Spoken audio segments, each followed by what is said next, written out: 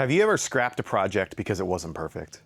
You know, I almost didn't finish this piece. While we were turning the inside of this bowl, this hole formed on the outside where we had a flat spot. But then I thought, why do we do this to ourselves? Why do we let perfection get in the way of progress? Today I want to talk about the problem with perfection in woodworking. When you start woodworking, you want every piece to look like the ones you see online. Clean lines, smooth finish, and no mistakes. But what you don't see is the pile of scrap wood that those creators went through before they got that perfect take.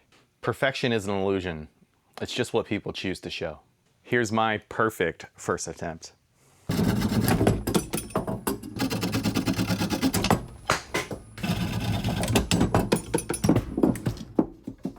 Well, the more you chase perfection, the less you create. You start second guessing every cut, every finish, every idea. You stop experimenting because you're scared that it won't turn out perfect. But some of my favorite pieces came from mistakes, but I just leaned into them. Imperfection gives the piece character. That's what makes it handmade. But perfection isn't the goal. Growth is. Every turn, every project, every sanding mark teaches you something. So finish the project, share it, let it have life outside the shop. Because it might never be perfect, and that's the point. If you got a project unfinished that's not perfect, go finish it.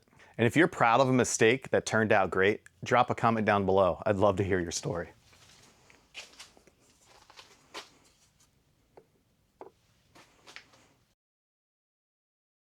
If you like what you've seen today, and you like wood turning and woodworking content, please follow and leave a like. It really does help us out.